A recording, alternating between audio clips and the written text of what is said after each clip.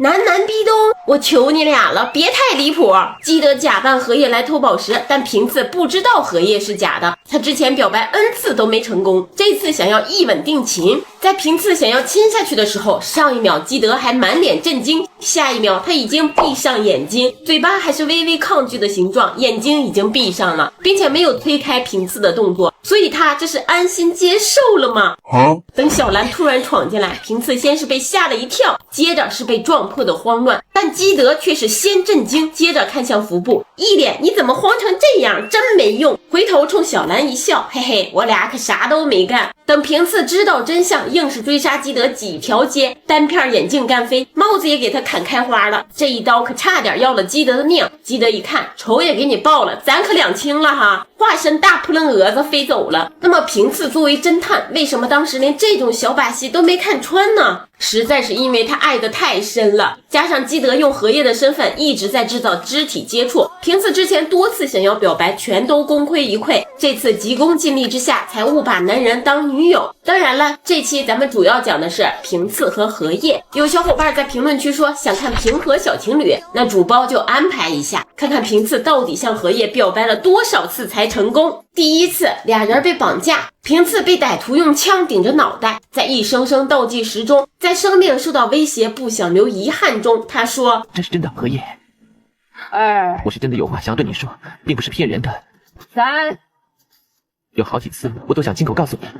4，我想对在我背后全身颤抖的你说。好，那么好，他被打断了。得救后，荷叶问平次当时想对自己说什么，平次怂了。第二次，平次看到荷叶和一个男人行为亲密，这个男人还鬼鬼祟祟的，当冒出一群男人想要控制荷叶的时候，平次怒了，冲上去擒贼先擒王。我问你，你要对我的荷叶做什么？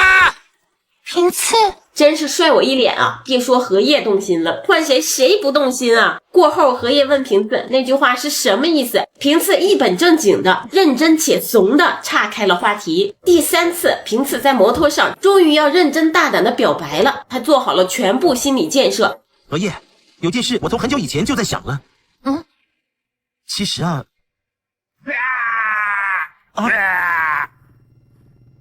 哎，今天不是试镜的日子吗？那是昨天了，猪头。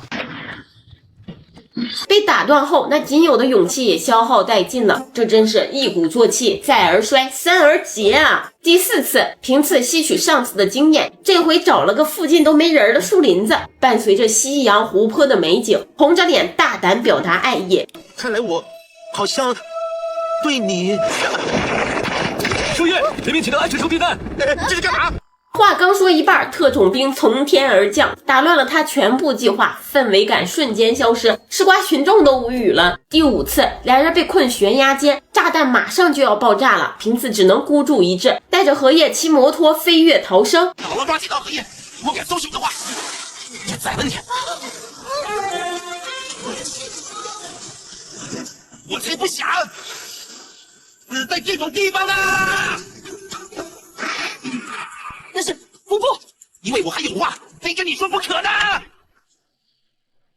又是同生共死的经历，吊桥效应加上彼此间的真情实感，两人感情再次升温。但劫后余生，平次又一次怂了，刚才热血上头的劲头全化成了少年不好意思说出口的害羞。第六次，在一次解决案件后，良辰美景太适合表白了。平次刚要开口，天上的红叶察觉不对劲儿，他爱的男人要向另一个女孩表白了。红叶手下扔出一枚震爆弹，荷叶最先反应过来，下意识用身体护住平次，还用双手捂住对方耳朵。在一声巨响过后，俩人啥事儿没有，平次终于把压在心底的表白说出口。なあ、カサ。人にはな、大概動機っていうもんがある。人がその人を殺す動機。人がその夢を目指そうと思った動機。ほんで、人がその人を好きになった動機や。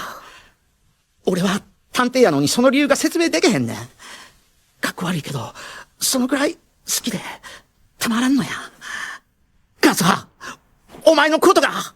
荷叶像只呆头鹅一样看着平次，嘴巴一张一合，毫无反应，因为他的双手捂了平次的耳朵，而那声巨响让他短暂失聪了。他啥也没听见。平次欲哭无泪，他的表白再次以失败告终。说实话，两人拉扯这么久都没有表白成功，照新一那小子的进度可差远了。怎么说人家俩人都亲上了？回过头一看，平次在新一面前那简直就是新兵蛋子。新一在幼儿园就确定心意，知道自己喜欢小兰，父母出国他也不跟着，就守在小兰身边，把所有追求者赶跑。再看平次呢，他不是把河野当兄弟，就是把河野当下属。一直以来都以为自己喜欢的是当年的白月光，可当他得知那白月光就是河野的时候，当时他的表情也很好瞥，上一秒原来是你，下一秒还好是你，就这钝感力，再加上死要面子，他不失败谁失败？但是哈，其实漫画里平次表白成功了，河野也确认了，小情侣的修行之路真的太难了，更难的是我们这些观众啊，显微镜下找糖吃了属于是，